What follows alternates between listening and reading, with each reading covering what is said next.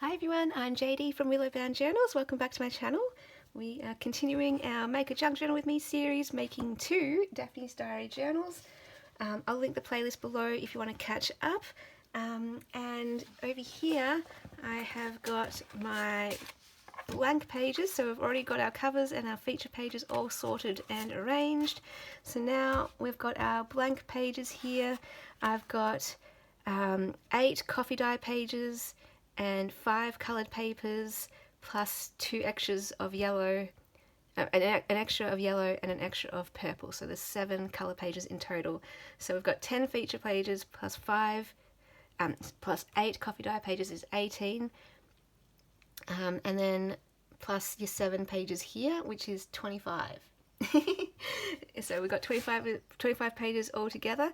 So what I want to do is just work on one journal at a time. Let's take these pages out for now, and we are literally just going to fold these pages. So let's start off with the coloured pages, and I'll show you how I do just your plain basic fold, and then I'll show you how I do pocket pages and flipped pages. So let's do this. So we'll just do the basic one first of all. So I line up where the middle of the journal is, where that crease is, and I fold it and I measure just about, leaving a little gap there. So you can see there is a gap. Hang on, I'll cut it off so you can see it.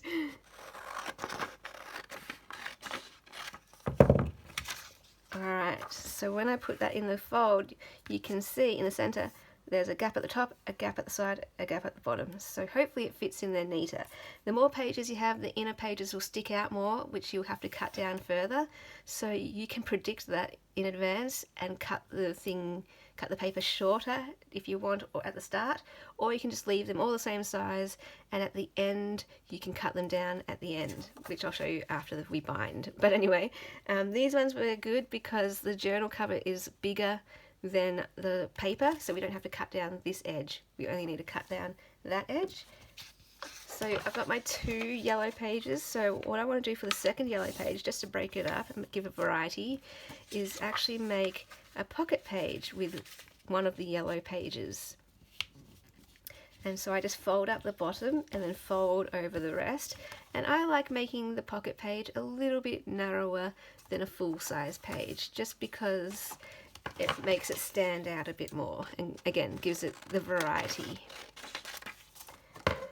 Okay, so then we will go for the purple pages, because there are 2 purple pages in my journal. So again, I will just do a normal fold for this one.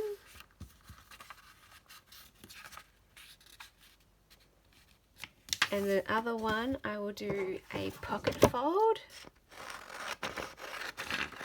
or a pocket page. And another way you can do this as well is, instead of, okay, so you fold up the bottom, and I'll show you. So instead of folding it this way so the pocket's on the inside, let's fold it this way so the pocket is on the outside. Again, just to add a bit more interest and variety.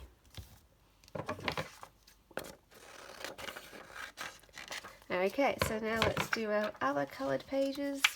So these, I've got extra for the other journal, but I'll just do one journal at a time. So we'll do a normal page fold for this one.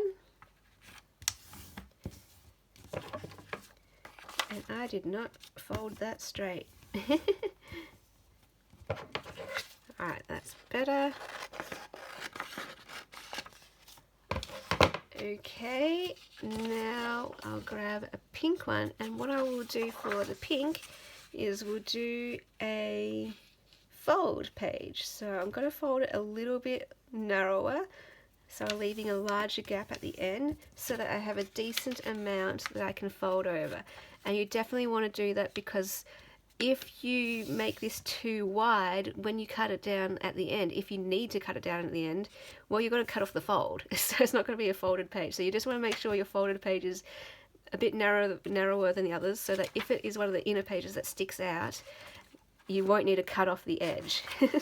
So there's a fold out page, and then I'll just get the blue one and show you that you can include 2 flips, because what we're going to do, again, I'm just going to fold it narrower, and you can have a play with where you fold it. So like you can fold it all the way in if you wanted, for example, or halfway in, or just a little narrow pocket. So let's just go a bit more in for this one. So it's like, oh, secret hiding spot. You could even turn that into a pocket, just get some glue or sew it down. But what I do is flip it this way when I come to arrange it, because then there's a flap that side, and this one has a flap this side. Again, just adding a bit of variety. So now I'm going to come to my 8 coffee dye pages, and for this particular journal I am literally just going to fold these as normal fold pages. The reason being that my coloured pages are sort of my second tier feature pages, because of the colour. They stand out a bit more, so I want to make them a bit more fancy, so that's why I've used the coloured pages to make the pages that have pockets and flaps and interesting things going on, whereas my coffee dye pages, I just want to make them your generic blank pages that you have the full space to write on. So every time you get to a coffee dye page, you know, oh, I've got the whole page to work with, and you can cover that up however you want with writing or sticking ephemera and photos on it. So because I'm working in bulk and I know I'm going to do all these the same, I'm just going to do the folds first and then go in at the end and do the cutting.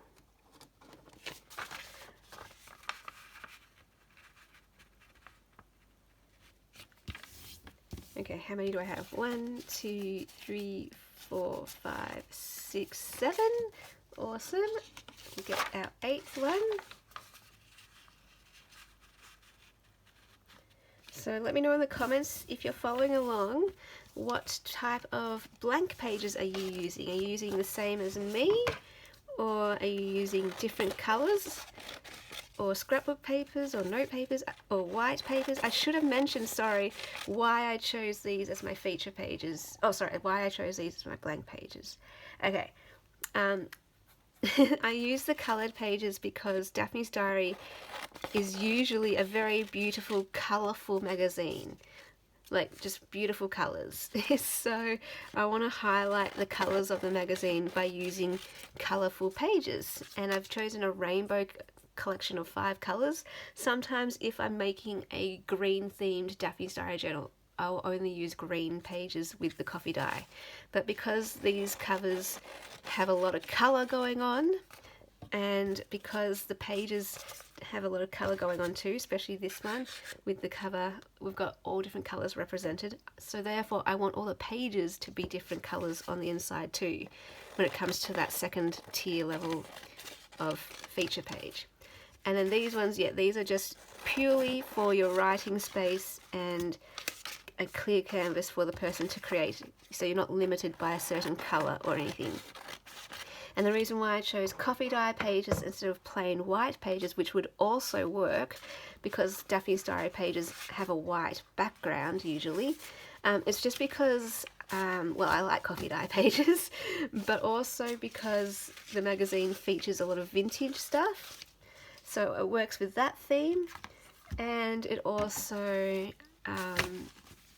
it just gives it a bit more of a vintage feel to it, I guess. So they're all my pages ready. My 25 pages are done for this one. Let's move on to this one. So again, let's go with our yellow pages to start off with, and we'll just repeat the process. And it's not the most interesting part of the process. It's very repetitive, and you might find it a bit tedious. And now that you know the process, yeah, I don't know, maybe you just want to have me on in the background and listen to my voice while you do your own pages. I hope that's what's happening, like you're actually making the journal while you watch, and I'm just keeping you company while you make it. But I know some people would watch the video first and then make the journal after. I think I'm more that kind of person, like I want to give it my full attention at the start, and then once I know what's happening I can just go, alright, yep, cool, turn off the video and then do it myself. So but we're all different. Sometimes if it's a really tricky process, I will have watched it first and I will pause it on parts where I need to pause it as I'm going through it. But something like this that's really basic, you probably could just watch it and then do it afterwards without following along. So with this one, the only difference is that because the cover isn't tall enough, I will need to measure and cut down the top edge. So you can see now there is a gap at the top, bottom and side. So that's all I'll do for that one, for these pages. And then it's just a matter of repeating the process. Okay, so yeah, this is probably the longest part of the process, just getting all of these pages ready. And let's grab my other colour pages. So for this one, let's do our little fold, and I'm going to cut those down all at the end just to do it in bulk and save a bit of time. So I'm going to fold that one. Now because these are bigger, because these are smaller, this is a smaller cover, our fold is going to be larger because we have to fold in more to be able to get the whole thing inside the cover. So it's a narrower journal, and I'm just going to fold there. And then this one, you know what, let's just like fold it almost all the way. I don't want to fold it all the way to the edge because it's hard to open up. Leave a tiny bit of a gap, and then I flip it this way and then it folds that way. And that's how I arrange them in my pile, so I can easily pick it out and I don't have to remember, oh, which one was which one? Do I flip it this way or that way? It's already flipped the right way, and I can just add it to my journal, ready to go. Now my stomach is rumbling. I'm sorry if you can hear that in the background. And so usually this part as well, I don't necessarily cut them, fold and cut, fold and cut. I often just fold them all, then cut down the side, and then measure it at the top and fold it at the top. And I just streamline the process like that when I'm working in bulk. But for the sake of this video, I have limited space as I film this because my frame restricts my space. So I feel like I need to cut them down just so that's out of the way. Alright, and then we can do our coffee dye pages.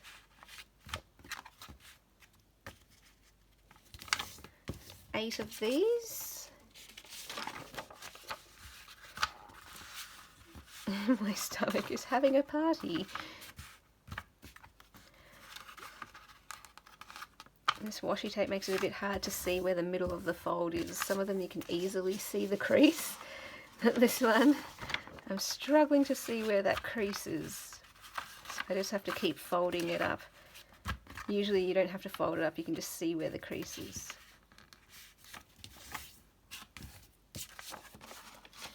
So yeah, this one I'm doing all the folds first, and then I will cut them down after.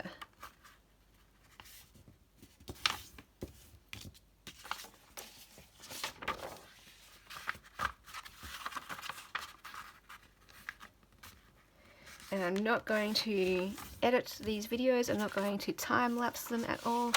The whole idea with this series is to show my process from start to finish, unedited, so you can see it in real time, how I do it.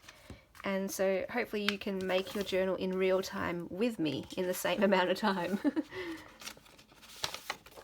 And so you've got a bit of company while you're working on your journal as we do the exact same things. So this is our last page. Okay, let's cut this down. So I'm just going to cut all of the sides off, and then we'll measure the tops and cut those off. And keep your scraps, because these make great journaling cards or pockets once you decorate them. Well, you can really do so much with it. You can make clusters, you can tear them up and make little collages with them. So it's just a decent size, these little scrappy bits, to still do something with, to make embellishments. Maybe we can do a tutorial on that too one day. I mean, I've already got some, but like a process video showing how I do that, how we use these. I don't know.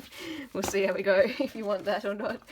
Alright, so we'll just grab the ruler, and of course if you have a paper trimmer, go ahead and use that, because then you can just use the lines on your paper trimmer to find out where it is. You don't have to rule it, but I just have a ruler and a pencil. That does the job too. And scissors. Ruler, pencil and scissors. Now I could eyeball this if I wanted, but I just want to have a straight edge that's even, so that they're not all one's taller than the other or one's lower than the other. I can make sure that they've got the same gap at the top.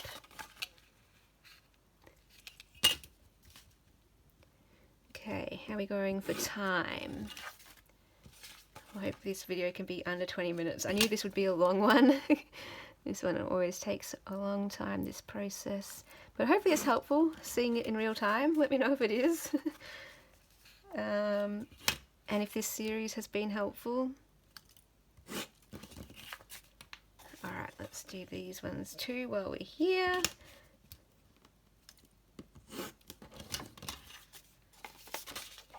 And yeah, you can get into a bit of a routine doing this. Usually what I do is put on a podcast, Psychology in Seattle, and listen to that while I do this, and it's just kind of relaxing. Or I put on a movie or something.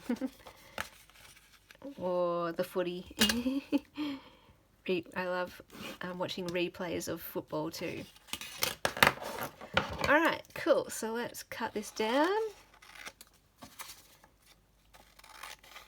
The last part of the process, and then we will have all of our pages ready to go. Okay, I didn't even count how many of these I have, but hopefully I counted right when I originally got these pages ready. So there's 2, there's 3, 4, 5, 6. Yes, awesome. There are 8 of these. Alright, there we go. There's my pages. Here's my feature pages, all ready to go. And in the next video, we will arrange these pages. We will slot them into the rest of the journal. And we will do that in the next video. Alright guys, let me know how you went. Have fun cutting out your pages, and I will see you in the next video. You are a gift to the world. You are a precious gem. Bye guys.